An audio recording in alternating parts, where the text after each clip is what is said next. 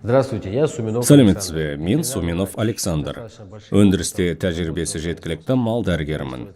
Сіздерді ел байлығы атты курсына қош келгендеріңізге қуаныштымын. Мал шаруашылығына байланысты өндірісті ұйымдастыру кезінде кәсіпорынның жетістігі, оның экономикалық көрсеткіштігі, ветеринарлық қауіпсіздікті қамтамасыз етуге тікелей байланысты екенін ұмытпау қажет. Сондай-ақ, бірінші кезекте мал дәрігерлігінің негізгі мақсаты адамды ауру жануарлардан немесе ауру жануарлардан алынған өнімдерден жұқтыруы мүмкін аурулардан қорғау екенін ұмытпаған жөн. Бұл мал дәрігерлігінің ең маңызды міндеті. Кез келген індет пайда болған кезде, оның салдары өте ауыр болуы мүмкін. Мысалы, Сібір жарасы, қараталақ сияқты ауру. Ол адамды да, жануарларды да зақымдайды. Бұл ауыр зардаптардан өлімге дейін әкелетін өткір ауру. Мұндай індет пайда болған жағдайда, шаруашылықта әдетте карантин белгіленеді. Мұндай жағдайда малды сату немесе шаруашылыққа жаңа малды әкелу мүмкін емес. Кез келген ауру малды өртеу арқылы жояды. Бруцеллез сияқты созылмалы аурулар бар. Оның алғашқы клиникалық белгісі түсік тастау. Оны бруцелла абортус бактериясы тудырады. Сонымен қатар бруцеллез болған жағдайда шаруашылық түсік тастаулар, жаппай бедеулік, планцетаның сақталуы, эндометриттер сияқты ауыр экономикалық салдарға тап болады. Бұл аурулардан жануарлар ғана емес, адамдар да зардап шегеді. Шаруашылықтың негізгі қызметі болып табылатын шаруашылыққа жануарларды әкелуге және әкетуге, сондай-ақ жануарларды сатуға тыйым салу сияқты шектеулер енгізіледі. Бұл шаруашылықтың жұмыс істеуі мүмкін еместігін білдіреді. Тұрақты азық-түлік базасын малды ұстау шарттарын, жалақы және басқа аспектілерді ұйымдастыруға жұмсалған шығындар мен еңбек барлық күш-жігер пайдасыз болуы мүмкін. Негізінде, мал дәрігерлік талаптарды сақтамау бизнестің жоғалуына немесе кем дегенде экономикалық зиянға әкелуі мүмкін. Алдын алуды қажет ететін ауруларды жұқпалы және жұқпалы емес, сондай-ақ аса қауіпті және қауіпті деп бөлуге болады. Сібір жарасы, аусыл ауруы, эмфизематозды карбункул және басқалары сияқты аса қауіпті аурулар мемлекеттік бюджет есебінен қаржыландырылады. Жалпы, Қазақстанда аса қауіпті аурулардың алдын алу стратегиясы нақты ауруға байланысты немесе серологиялық зерттеуге байланысты жылына 1 немесе 2 рет жүргізілетін жүйелі вакцинациялаудан тұрады. Ірі қара малдың жыныстық жас тобына байланысты жылына 1 немесе 2 рет серологиялық зерттеу жүргізіледі. Бұл іс-шараларды қаржыландыру мемлекеттік бюджет есебінен жүзеге асады. Мен аса қауіпті індеттер тізіміндегі ең қауіпті аурулар туралы айтқым келеді. Сонымен, Сібір жарасы. Бұл асқазан ішек жолдары мен паренхималық органдардың катаральды қабынуымен, сондай-ақ дене қызуының күрт жоғарылауымен бірге жүретін өткір індет. Ауру өте ауыр және зооантропонозды, яғни адамдар мен жануарларға ортақ. Қоршаған ортаны жұқтыру қаупі бар. Өлген жануарлардың мәйіттерін ашып бөлшектеуге тыйым салынады. Патогендік споралар түзетін қоздырғыш. Антрациз бацилласы. Патогендік споралар топырақта ондаған жылдар бойы сақталуы мүмкін. Бірақ 100 немесе одан да көп жылдар бойы сақталады деген зерттеулер бар.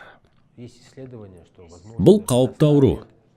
Сондықтан өлген жануарлардың мәйіттерін ешқандай жағдайда ашып бөлшектеуге болмайды.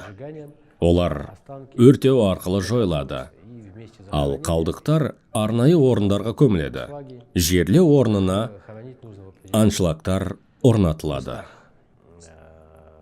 Өлген жануардың мәйітіне тән өзгерістер бұл қатты ісіну, ашық қызыл түсті массалардың табиғи саңылауларынан ағу. Мұндай мәйіттерді ашып бөлшектеуге қатаң тыйым салынады. Сібір жарасына қарсы вакцинация жылына 1 рет, эмфизематозды карбункулға қарсы жылына 2 рет жүргізіледі.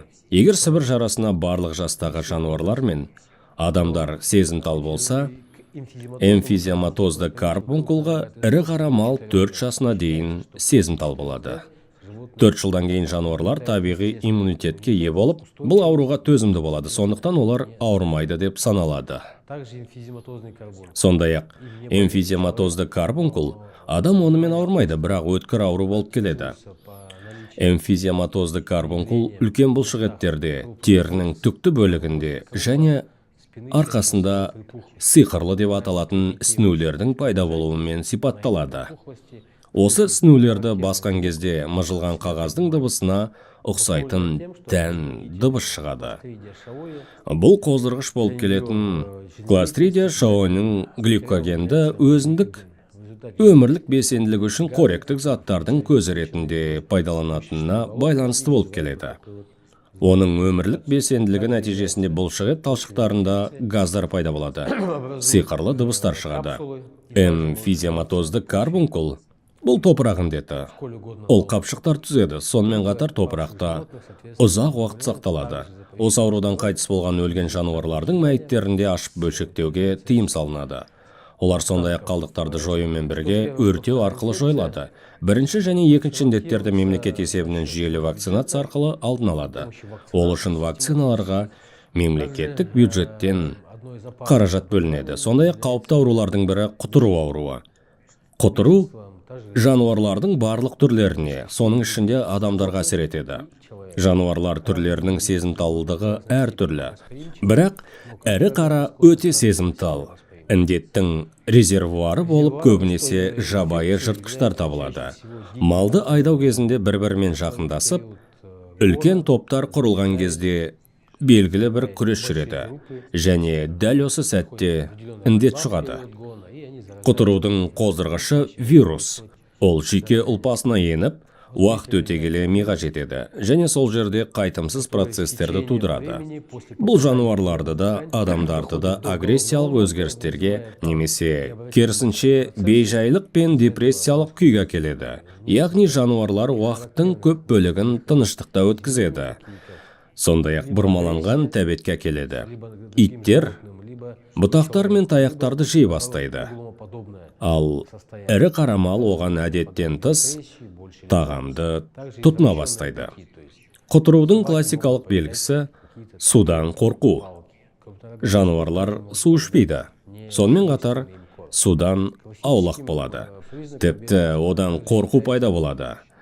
Адамның немесе жануардың індетті жұқтыруы тікелей тістеу кезінде, яғни сілекейде вирустың көп мөлшері болады. Ал қоздырғышы бар сілекей жараларға немесе ашық жара беттеріне енгенде, мысалы, тістеу кезінде, немесе жұқтырған жануардың өлексесін кесу кезінде, терінің зақымдану кезінде вирус жүйке ұштарына енеді. Содан кейін жүйке діңі арқылы біртіндеп алға жылжып миға жетеді. Кейбір мәліметтерге сәйкес, құтырудың инкубациялық кезеңі 2 жылға дейін созылуы мүмкін. Бұл кезеңнің ұзақтығы вирустың дененің қай бөлігіне енгеніне байланысты. Егер вирус бастан алысырақ енсе, онда миға апаратын жол ұзағырақ болады. Және инкубациялық кезең ұзағырақ болуы мүмкін. Егер вирус басқа жақынырақ енсе, онда миға апаратын жол қысқа болады, және инкубациялық кезең сәйкесінше қысқа болады. Бүгінгі күні құтырудың алдын алу стратегиясы тұрақты негізде жыл сайынғы жаппай вакцинациялауды көздемейді. Аурудың белгілері немесе күдік анықталған кезде сақтық шарасы ретінде ошақты оқшаулау және іргелес аумақта жаппай вакцинациялау жүргізіледі. Бұл қазіргі таңдағы стратегия, яғни жаппай және жалпы вакцинация жүргізілмейді. Сондай-ақ әсіресе қауіпті індеттердің бірі аусыл, қоздырғыш вирус болып табылады. Дегенмен адам аусылмен сирек ауырады. Бірақ ол өте жұқпалы, яғни тез таралу қабілетіне, соның ішінде ауа тамшылары мен басқа да берілу механизмдеріне байланысты аса қауіпті тізімге енгізілген. Тарихи деректерге қарағанда, аусыл вирусы ауа ағынының арқасында айтарлықтай қашықтыққа, тіпті ондаған шақырымға тасымалданатынын көрсетеді. Аусыл ауруының белгісі бұл шырышты қабықтың, негізінен ауыз қуысының зақымдануы. Бұл жануарлар мен афтикалық стоматиттер жануар тамақтанудан бас тартады. Сілекейдің мол ағуы, артық секрециясы байқалады. Бұл жағдайда тұяқ тәждері мен желінге де әсер етуі мүмкін. Ірі қара мал, қой, ешкі, шошқа және басқа айыр тұяқты жануарлар ауырады. Айыр тұяқты емес жануарлар аусылмен ауырмайды. Мал дәрігерлік заңнамаға сәйкес, аусыл ауруы анықталған жағдайда барлық табындарды, жанасатын жануарларды, сондай-ақ белгілі бір аумақтағы табындарды жою жүргізіледі. Келтірілген залал үшін бұл жерде өтемақыны мемлекет төлеуі мүмкін. Аса қауіпті аурулардың осы факторларын ескере отырып, олардың шаруашылықта пайда болуына жол бермеу үшін мұқият алдын алу жұмыстарын жүргізу қажет. Қазақстанда соңғы 3-5 жылда пайда болған аурулардың бірі нодулярлық дерматит немесе жұқпалы түйіндік дерматит. Бұл вирустық ауру трансмиссия арқылы, яғни екі қанаттылар, шыбындар, масалар және басқалар арқылы таралады. Кейбір құстар тасымалдайтыны туралы деректер бар. Ауру өте ауыр. Оның негізгі белгісі түйін деп аталатын терінің жуандауы пайда болады. Онда қалыпты қанмен қамтамасыз ету тоқтайды. Және терінің бұл аймақтары өліп, одан әрі түсіп қалады. Сонымен қатар, ауру ағзаның ауыр улануымен бірге жүреді. Жануарларда ісіну пайда болады. Төзімділік төмендейді. Шаруашылықта патогендік микрофлораның таралуы жағдайында мұндай аурулар қосымша індет ретінде көрінуі мүмкін. Ісіну кейде пневмония 2-3-5 миллиметрге дейін жететін тері астындағы талшықтардың ісінуі пайда болады. Жануарлар бұл ауруға әзер шыдайды. Кейде желінге әсер етеді. Бір немесе бірнеше емізік толықтай зақымдалады. Бұл әсіресе сүт фермалары үшін ауыр зардаптарға келеді. Өйткені осы кезеңде жануарлар сүт бөлуді тоқтатады. Алынған сүт қызғылт түске ие болады. Қызған кезде ол үйіп кетеді. Көптеген жануарлар қатты ауырады. Олардың көп бөлігі мәжбүрлі түрде союға ұшырайды, немесе ақырында құлап өледі. Ауру маусымдық сипатқа ие, яғни ол шыбындардың жаз мезгілінде жаппай таралу және қайта жұқтыру кезінде таралады.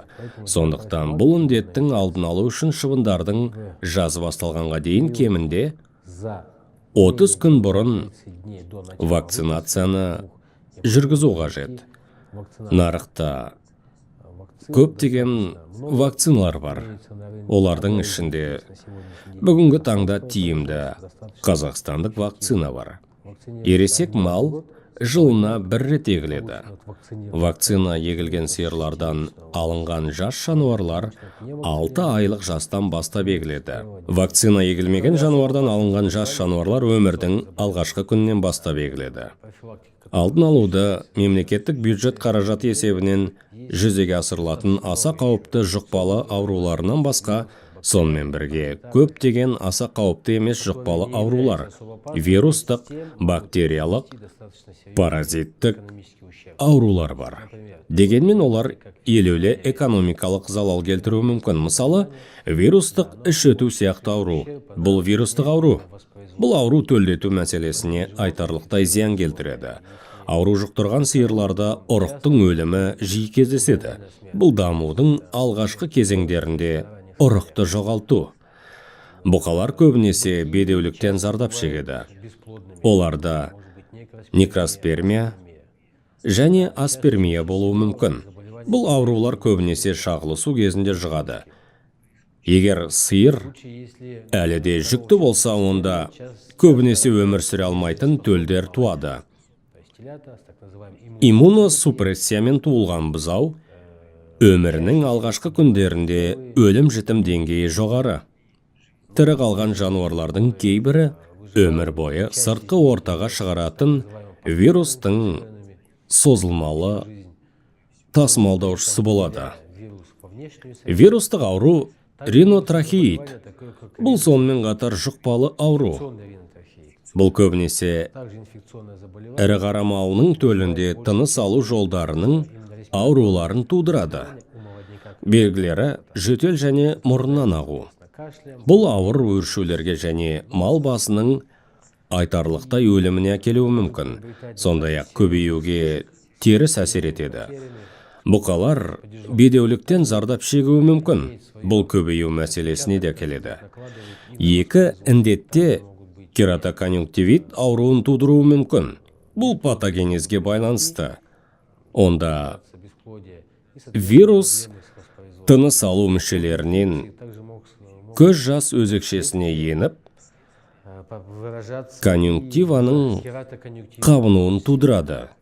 Яғни бұл кератоконъюнктивиттің пайда болуының себептерінің бірі болып табылады. Парагрипп 3. Инфлюенция 3 ағылшын тілінен алынған. Бұл да вирустық ауру. Оның патогенезінің механизмі ринотрахеидке және белгілі бір дәрежеде вирустық іш өтуге ұқсас. Екінші атауы көлік безгегі. Көбінесе бұл әрине жас малдың ауру болып келеді. Яғни жануарлардың төзімділігі төмендеген жағдайда бұл келесі факторларға байланысты. Малды ұстау жағдайының нашарлауы, оның ішінде азық-түлік күйзелісі, соның ішінде тасымалдау және азықтандыру жағдайларының өзгеруіне байланысты бұл ауруда пайда болуы мүмкін. Көбінесе бұл үш ауру кешенді түрде, яғни аралас түрде пайда болады. Сондықтан биологиялық өнімдер мен вакциналар көбінесе вирустық іш өту, инфекциялық ринотрахеид және парагрипп антигендері бар кешенді поливалентті болып табылады. Сонымен қатар, пастереллез сияқты патогенді аурулар бар. Тиісінше, пастереллездің әр түрлері, әр штамдары бар. Қоздырғыш жеткілікті тұрғыда топырақта, ауада, үстіңгі беттерде болуы мүмкін. Бірақ егер жануарлар азықтық күйзеліс немесе кез келген нәрсені сезінбесе, онда олардың иммундық жүйесі және барлық қорғаныс кедергілері, шырышты қабаттары, тыныс алу жүйесі, асқазан ішек жолдары көтере алады. Және індеттің қоздырғышы ауру тудырмайды. Белгілі бір жағдайлар, яғни күйзеліс, малды ұстау жағдайының нашарлығы, тамақтандырудың нашарлығы және кез келген макро немесе микроэлементтердің жетіспеушілігі сияқты болған жағдайда осы шартты патогендік микрофлораның пайда болуына әкеледі. Атап айтқанда, оның вируленттілігі, яғни ауру тудыру қабілеті үшін жағдай туындайды. Бұл жағдайда ауру өте кең аумаққа таралуы мүмкін, көптеген малды қамтуы мүмкін. Пастереллез келесі түрлерде көрінуі мүмкін. Өкпе түрі, ішек түрі, ісіну түрі болуы мүмкін. Және ауру көбінесе аралас түрде жүреді. Тиісінше, түрлердің атауларына байланысты қай ағзалар зақымданғаны белгілі. Көбінесе немесе әрдайым дерлік пастереллез вирустық іш өту, инфекциялық, ринотрахеит және парагрипп сияқты вирустық індеттерді қиындатады. Аралас ауру болғандықтан, пастереллез жануарларға ең көп зиян келтіретін және көбінесе олардың өлімінің тікелей себебі болып табылады. Пастереллез барлық өңірлерде басымдықты болып табылмайды. Және оның алдын алу барлық өңірлерде мемлекеттік бюджет есебінен жүргізілмейді. Бұл аурудың таралуын болдырмау үшін вакцина егуді өз қаражатының есебінен жүргізген жөн. Басқа екі аурулар ішек індеттері, сальмонеллез және колебактериоз сияқты аурулар шартты түрде патогенді болуы мүмкін. Бұл аурулар жануарлардың жас айырмашылығына байланысты пайда болуы келесіде. Колебактериоз немесе ишехиоз бір апталық жасқа дейін қауіпті. Сальмонеллез немесе паратиф көбінесе 2 апталық, 2 айлық жасқа дейін көрінеді. Бұл аурулар сонымен қатар алдын алу шараларын әсіресе қыста шектеулі кеңістікте төлдеу кезінде қажет етеді. Бұл көптеген басқа қоздырғыштар сияқты әсіресе ішек таяқшасы өзінің уыттылығын емдене немесе күшейте алады. Бұлайша айтқанда, әрбір жаңа жұғуымен індет пассаждаланады. Пассаж бұл әртүрлі елерден өтуі арқылы қоздырғыштың уыттылығын арттыру процесі. Мысалы, егер ішек таяқшасы сыртқы ортада барлық жерде қоқыста болса, бірақ жоғары уыттылығына ие болмаса, онда бір жануардан содан кейін екіншісінен, үшіншісінен өтіп, 10-шы, 15-шіден ол ауруды тудыруы мүмкін. Екі ауруда іш өтумен және тышқақтықпен сипатталады. Біз айтқандай, колебактериоз 1 апталық жасқа дейін, ал сальмонеллез кейінгі кезде пайда болады. Дәл осылай, егер нәжіс шектеулі кеңістікте шықса, онда жануар 10, 15, 20 өтуден өтіп кетсе, бұзау туа өткен кезде уытты ішек таяқшасын алуы мүмкін. Бұл сиырдың ластанған желіні, ластанған қоқыспен жанасу немесе қоршаулар арқылы болуы мүмкін. Бұзауда ауру өте тез пайда болады. Іш өтуі пайда болады. Бұзау тез әлсірейді. Сусыздану пайда болады. Және өлім бір күн ішінде, яғни аурудың бастапқы кезеңінде болуы мүмкін. Аурудың бастапқы кезеңінде ауру жануарларға кішігірім емдеу арқылы көмектесуге болады. Алайда, әрі қарай тіпті қарқынды емдеу жануарды құтқару үшін жеткіліксіз болуы мүмкін. Бұл аурулардың алдын алудың ерекшелігі. Әсіресе колебактериоз буаз сиырларды вакцинациялау арқылы алдын алынады. Яғни төлдеуге 1,5-2 ай бұрын біз аналық малды вакцинациялаймыз. Ол тиісінше иммунитетке ие болады. Иммуноглобулин сиырдың антиденелері бұзауға уыз сүті арқылы, колострум арқылы беріледі. Сондықтан иммунитет колостральды деп аталады. Бұзау уыз сүті арқылы бейтарап иммунитетті қабылдайды. Ол бірінші бөлікті туғаннан кейін 2 сағаттан кешіктірмей алуы керек. Бұл жағдайда ішек иммундық денелер үшін өткізгішті болып табылады. Және дәл осы кезеңде уыз сүтінде глобулиндердің ең жоғары концентрациясы болады. Бұзау осылайша бейтарап антиденелерді алады. Эшерихиоз ауруы қауіпті кезеңде, бұл жағдайда бұл антиденелер оған жеткілікті болады.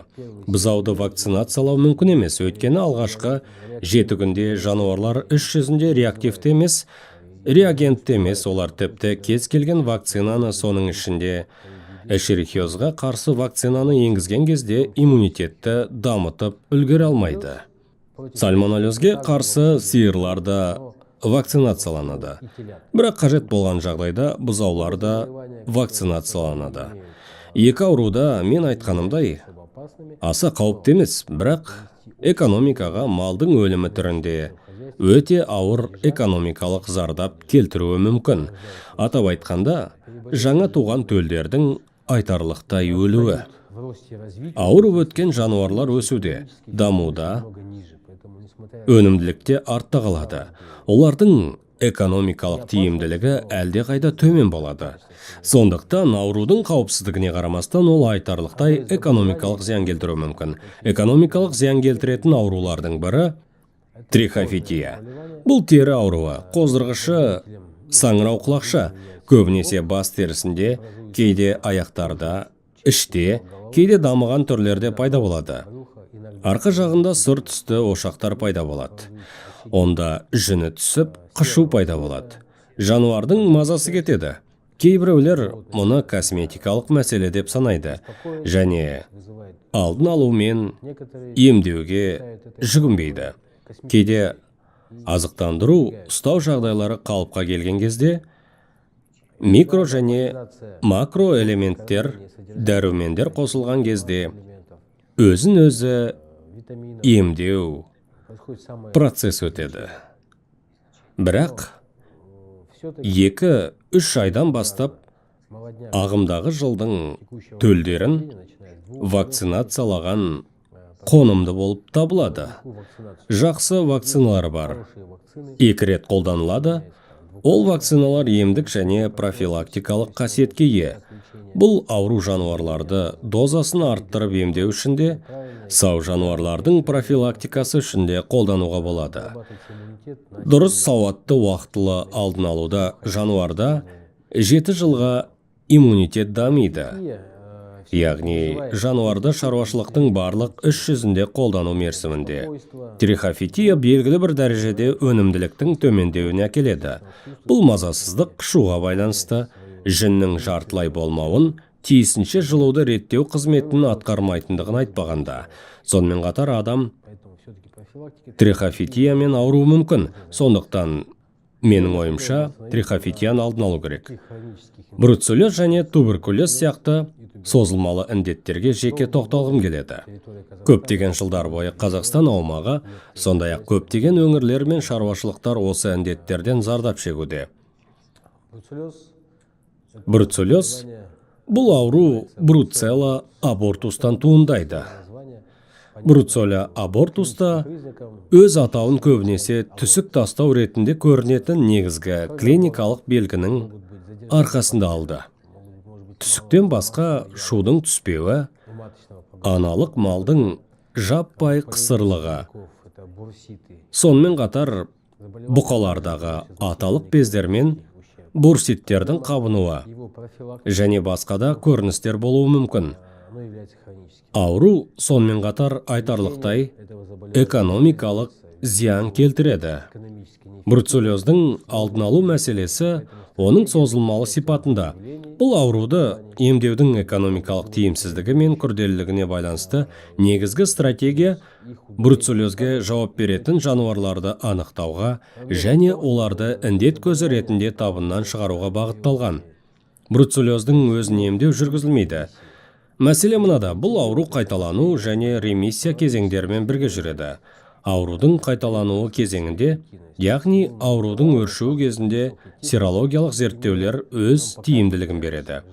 Иммундық антиденелердің жоғары титрінің болуы реактивтілікті көрсетеді. Ремиссия кезеңінде аурудың деңгейі төмендеген кезде қан сарысуындағы антиденелердің деңгейі айтарлықтай төмендейді.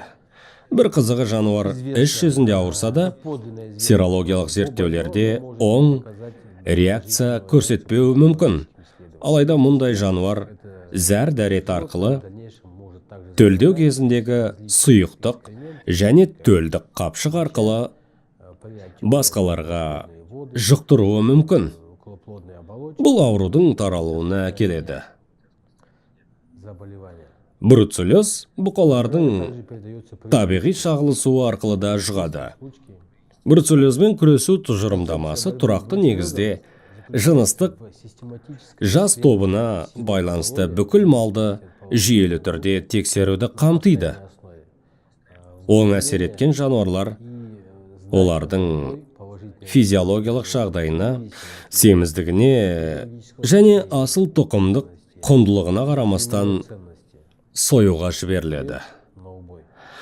Аналық мал саны жылына 2 рет қолайлы шаруашылықтар мен өңірлерде үнемі зерттеліп отырады. Өндіруші бұқалар әр 90 сайын зерттеуден өтеді. Бір жастан асқан төлдер жылына 2 рет тексеріледі. Кез келген індетпен, атап айтқанда бруцеллезбен күресу кешенді түрде жүргізілу керек. Ол індет көзі болып табылатын ауру жануарларды анықтауға бағытталған. Реакция жасайтын жануарларды ұстау орындарында індеттің берілу механизміне қарсы тұру үшін механикалық тазалау және дезинфекциялау жүргізіледі.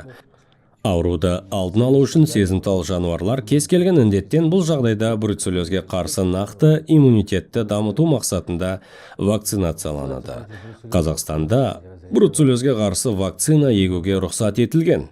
Вакциналарды таңдау белгілі бір аймақтың мал дәрігерлік саласындағы уәкілетті органдарының келісімі бойынша мамандардың қалауына байланысты болып келеді. Туберкулез бұл туберкулез микробактериясынан туындаған ауру. Ол жануарларда да, адамдарда да жиі кездеседі. Бұл аурудың алдын алуы әрі қара малды жылына 2 рет үнемі аллергиялық зерттеуден тұрады. Ол үшін 0,12 мл туберкулин терасына енгізіледі және 3 тәуліктен кейін реакцияға тексеріледі. Егер тері қатпарының ұлғаюы байқалса, жануар оң жауап береді деп саналады. Мұндай жануарлар 5 күннен 15 күнге дейінгі аралықта союға және етке тапсыруға жатады. Туберкулездің жалпыланған түрі жағдайында жануар өлексесі техникалық кәдеге жаратуға жатады. Оң жауап берген жануарлар табылған жерлерде де механикалық тазалау және дезинфекциялау жүргізіледі. Туберкулезге қарсы вакцинация жоқ. Профилактикалық іс-шаралар кешені маусымда жануарлардың жасын, олардың өнімді ерекшеліктерін ескере отырып жүргізілуі керек. Алдын алу шараларының шамамен жоспарын экранда кесте түрінде көре аласыз. Сонымен қатар, зертханалық зерттеулер жүргізіледі. Бұл негізінен серологиялық және аллергиялық зерттеулер. Оларды өткізу жоспарында экранда кесте түрінде көре аласыз. Ветеринариялық қауіпсіздік саласындағы негізгі күш-жігер әрқашан алдын алуға бағытталу керек. Жақсы дәрігер емдейтін дәрігер емес. Тіпті жақсы болса да, ол алдын алумен айналысатын дәрігер екені белгілі. Егер алдын алу дұрыс білікті болса, онда аурудың пайда болу қаупі айтарлықтай. Атап айтқанда кейде ондаған есе төмендейді.